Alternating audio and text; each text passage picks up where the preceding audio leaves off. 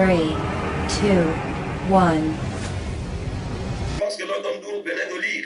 Vous gardez les 5 commandements, vous dominez le monde par la foi. Les 5, il a dit, c'est lui qui est né. Maintenant, notre tour, nous devons d'être de nouveau, garder les 5 commandements et pratiquer la justice et avoir la foi au Messie pour triompher le monde par notre foi. Maintenant, quelle est la différence entre la foi par rapport à l'alliance avec la maison d'Israël et notre foi? Vous voyez que dans notre foi, le Messie vient de nous rappeler, si votre justice, je vous ai donné les 5 commandements. Dans l'alliance avec la maison d'Israël, j'avais seulement donné les 5 commandements. Mais ils avaient été dans la justice. Ils ont eu ils ont eu droit. Nous avons vu Abraham, Isaac, Israël. Ce sont des générations de patriarches inconnus. Des générations de temps considérables. Mais tous, nous avons vu les patriarches. Ils ont gardé les 5 commandements.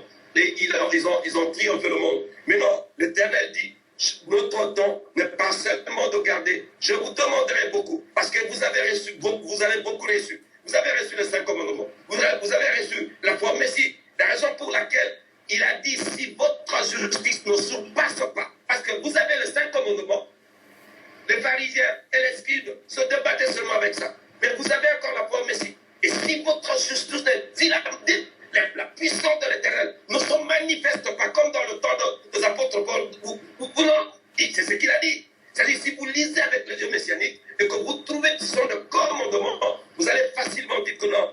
Et on nous demande beaucoup. Il a dit, il demandera beaucoup à ceux qui ont beaucoup reçu. Et vous voyez, dans le contexte simple de l'esprit, nous avons beaucoup reçu. Non seulement les 5 commandements comme nos ancêtres, mais nous avons encore la foi au Messie. Maintenant, comment la foi peut atteindre l'antenne, c'est-à-dire toute cette configuration spirituelle, comme le pasteur l'un d'entre nous venait de poser la question. Vous savez, nous sommes allés là-bas. Vous comprenez que nous devons toujours parler dans le sens de la plénitude. Dans le sens de la plénitude pour que vous soyez perfectionnés. Ça, c'est l'objectif. On ne se met pas ici quand on ne répond pas ou on n'est pas serviteur de l'Éternel pour seulement prendre la parole, prêcher, puis aller au manger, prêcher, et puis prier pour les gens. Non, on ne voit pas seulement cet aspect. Il a dit, il a commandé, il a commandé à son serviteur de parfaire. Est-ce que vous rencontrez quelqu'un, quand je parle des disciples, allez, faites de toutes les nations les parfaits. Voilà, c'est simple. Parce qu'il a dit, à ce serviteur d'aller parfaire. Ça dit quoi? On ne peut pas, les disciples sont de parfaits. Ça, c'est la finalité de l'objectif des enseignements. De celui qui, quand vous parlez à quelqu'un, ne prenez plus de temps comme on faisait avant. Si vous n'êtes pas encore disposé, ne vous lancez pas. N'est pas seulement vous rencontrez une personne, vous lui donnez une bouteille le biberon là, juste une bouteille de biberon, il va prendre et puis il ne vous verra plus jamais. Et comment vous allez parfaire? Vous comprenez l'évangélisation comme ils appellent l'évangélisation en guillemets. Ce sont des concepts qui ne peuvent même pas exister dans le sens qu'ils le font aujourd'hui. Parce qu'on ne peut pas aller donner une bouteille de biberon. Il s'agit de parfaire la personne. La mission est de parfaire. Vous donnez un biberon, un petit là, une petite bouteille d'eau, et puis bon, il est parti. Et voilà, j'ai fait le travail là. J'ai prié avec lui. Je rencontre une soeur, on a prié, et puis c'est fini.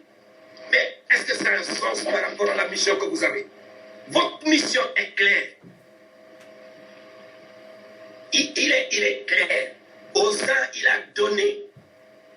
Pourquoi? Pour parfaire. C'est-à-dire, vous êtes serviteur pour la perfection de celui qui est devant vous. Ce n'est pas lui donner un verset, puis bon, c'est tout. Non, ça, ce n'est pas la responsabilité spirituelle que vous avez, que nous avons. Mais non, comment la croissance de la foi par rapport à... vous savez, après avoir gardé les 5 commandements, nous devons maintenant nous appuyer à la foi. Et nous savons la croix, nous allons sur les processus de la croissance de la foi dans l'homme. Le serviteur est appelé à connaître ce processus de la foi dans la vie de l'homme. Et c'est là où nous allons commencer à étudier. D'abord le Messie, le premier en toutes choses, comment la foi, on a vu comment il progressait. Il n'a pas pris là. Vous savez, quand on parle du Messie, nous savons qu'il y a la partie majeure de son existence sur la terre était éternelle. N'a rien à voir avec la partie que nous voyons. Nous avons étudié qu'il peut donner aux gens de le voir comme il le veut. Si aujourd'hui il arrive, il veut que vous le voyez habillé, vous le verrez habillé en blanc. Si il veut que vous ne voyez pas et que vous entendez seulement sa voix, il le fera. S'il veut qu'il soit, comme on l'avait vu, c'est lui le Messie. Il peut se structurer. Il se fait structurer en paix de vie, en la lumière du monde, le chemin, la vérité, la résurrection. Il peut se structurer. Nous savons, il se structure aussi à la Sainte Grâce, une des dimensions de la Sainte Grâce, vous le savez. Il se structure. Il se structure. Et le Messie a dit, il est le premier en toutes choses. C'est là où commence le processus. Comment méditer les bonnes vertus. Il est toujours au-dessus de tout. Mais non, après nous voyons le père de la foi, c'est Abraham. Nous allons voir comment la foi est-ce qu'Abraham, quand il a connu le Messie, quand il a connu l'Éternel, quand il a connu la parole, quand il a été approché par Roua, est-ce qu'Abraham avait la foi? On a vu qu'au début, Abraham n'avait pas de foi. Mais attention, il est né prophète. Nous savons, nous parlons de ce prophète Abraham, en guillemets,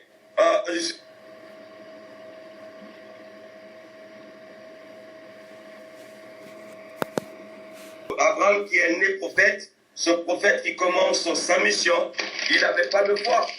Et on a vu le parcours d'Abraham, mais prophète. On a vu ce parce qu'on est né prophète, on est né avec son ministère.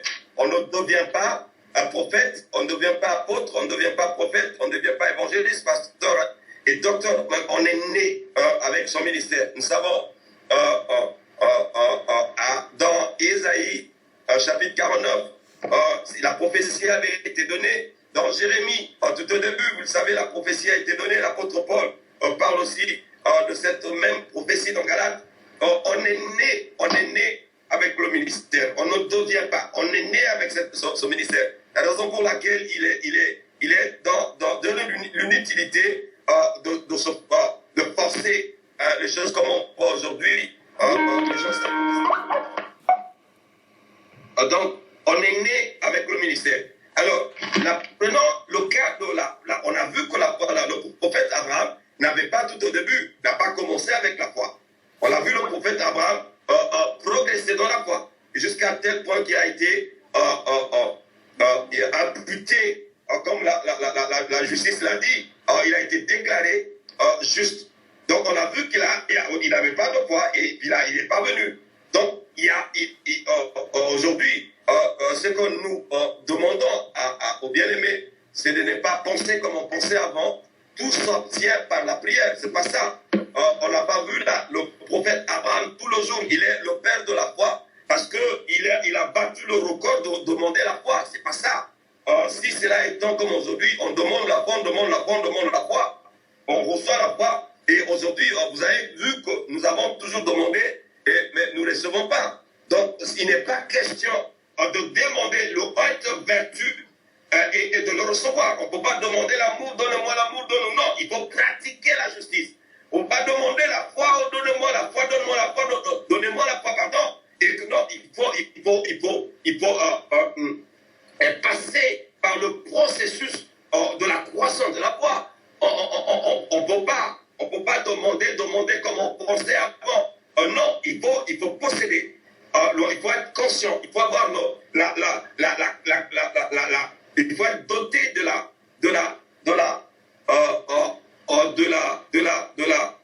profonde conscience pour posséder le vertu. Donc il est question d'être doté de cela. Et quand nous parlons de cela, nous allons continuer. Maintenant, la croissance de la foi, nous devons passer par le processus. Et nous savons tous que le renoncement, nous devons passer par le renoncement.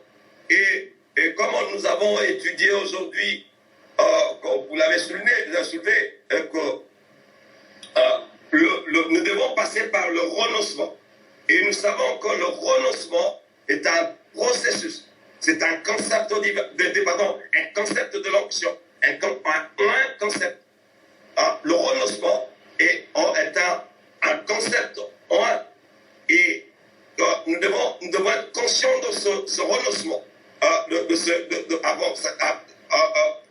Je dis, le renoncement n'est pas seulement la fin de la croissance, mais nous parlons de processus. Il faut être conscient du processus par lequel notre foi grandit. Notre foi grandit. Nous devons être conscients du processus. Et dans ce processus, alors, nous avons le renoncement. Et après le renoncement, il y a le renoncement spirituel, physique et matériel. Et après, nous allons passer par les épreuves spirituelles, physiques et matérielles. Et enfin, il y a des objectifs que nous devons fixer.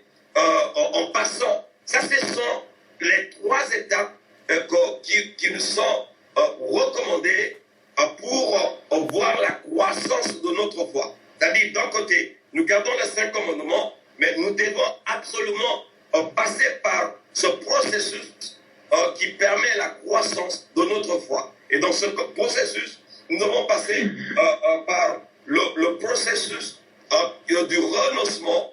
Et nous savons, c'est un concept divin, c'est un saint processus spirituel recommandé par le Messie, recommandé par l'Éternel, qui consiste à se séparer d'avec toute la loi de la vie terrestre et naturelle d'un côté, de l'autre côté, endosser la croix qui nous est recommandée par le Messie.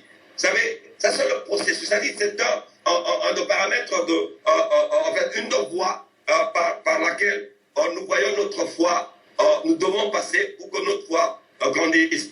C'est-à-dire qu'il y a dans le renoncement, nous avons le renoncement spirituel, physique et matériel. C'est-à-dire, nous devons apprendre comment renoncer dans l'aspect spirituel, physique et matériel. Et après le tas de renoncement, nous allons passer par des épreuves. Vous avez vu, si Abraham est passé par des épreuves, vous avez vu, Abraham est allé dans une série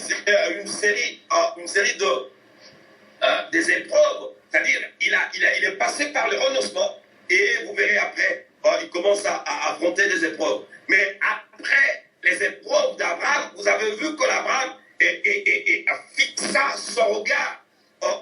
Il a dit, il a rendu comme le Messie avait dit, il a rendu sa face comme un roc.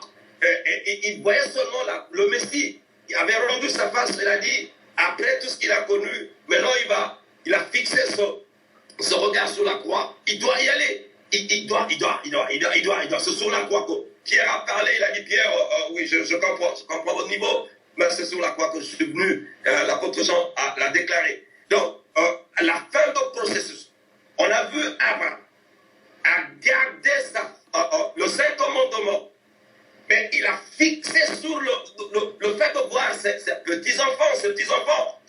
On a vu Moïse qui a gardé ces 5 commandements. Il a eu le regard de conduisant le peuple sur la terre promise. Nous avons vu l'apôtre Paul qui a gardé les 5 commandements, mais il a fixé son regard de voir. Il a dit son souci permanent, c'est la maison de prière. C'est-à-dire, en gardant les 5 commandements, nous devons avoir des objectifs. Et ces objectifs doivent être, d'abord, les objectifs de la foi ne sont pas encore vus et ne sont pas encore connus. Il est vrai, révélés, pardon. Il est vrai, mais vous ne le voyez pas encore parce que vous ne devez pas fixer l'objectif sur... non, Abraham a fixé l'objectif, c'est-à-dire garder les 5 commandements, mais il avait les yeux fixés sur ses petits descendants. C'est-à-dire, je vivrai en gardant les 5 commandements. Je serai fidèle à l'Éternel pour voir mes descendants. Et voir mes descendants bénis par l'Éternel quand je ne serai pas là. Oui, ce sont des objectifs de la foi. C'est-à-dire, ce sont des objectifs qui n'existent pas encore. Le grand apôtre Paul, il savait qu'il était là. Il a dit, oh oui, je sais, j'ai le nombre de temps que l'Éternel m'a béni sur la terre. Mais mon souci permanent, moi qui garde les 5 commandements, j'ai la foi, j'ai tout ce que vous parlez. Mais le souci permanent de l'apôtre Paul avait été de la maison de prière. C'est-à-dire, il a dit, je verrai dans le temps, le temps viendra que la maison de prière quittera, sera même d'exprimer la puissance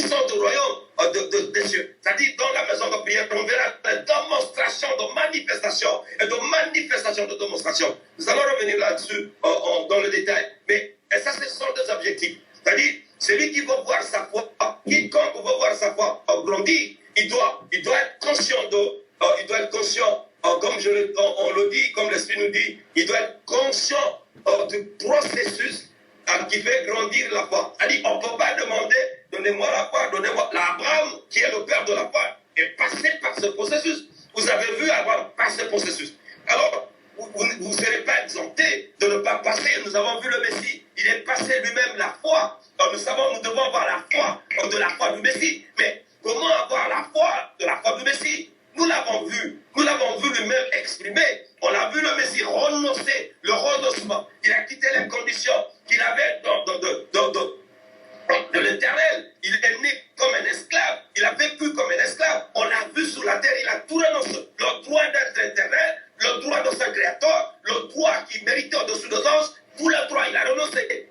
C'est-à-dire, il a commencé par le renoncement. Et après le renoncement, nous avons vu le Messie. Les épreuves ont commencé. Les épreuves ont commencé. Et vous savez bien, le renoncement du Messie diffère de l'autre parce que dans certains renoncements, il y a aussi des épreuves jumelées, combinées. Mais nous voyons, dans notre temps, il va passer par des épreuves. Et vous connaissez les épreuves du Messie. Pour obtenir le plan de la rédemption, il est passé par des épreuves. Vous le savez, vous connaissez. Donc, et après les épreuves, vous savez ce que le Messie a dit, tout est accompli. Ça dit, dans la foi, ça c'est la foi, tout est all is accomplished. Tout est accompli. Il est resté là pire, il n'ajoute pas, tout est accompli. Tout ce que vous demanderez aujourd'hui dans la foi, gardons les commandements, ça s'accomplira. Mais il a dit, tout est accompli. Et il est resté fidèle à ça. Il va accomplir. Il a souffert pour ça sur la croix. C'est sur la croix. C'est sur la croix. Et quand il était là, vous savez, on peut parler de la souffrance spirituelle du Messie dans beaucoup de dimensions. Nous pouvons aussi parler de la souffrance physique du Messie. Et comme nous le voyons, nous lisons facilement cette souffrance physique du Messie. Il y a aussi la souffrance, les souffrances spirituelles du Messie. Mais il n'est pas question, parce que nous ne parlons pas de la croix de la rédemption vertu. Nous parlons de la question de comprendre comment la foi grandit dans nous. C'est-à-dire, le serviteur a besoin de garder les 5 commandements et de passer par le processus de la croissance de la foi. Et nous savons, c'est un processus qui est enseigné quand on parle de la foi vertu.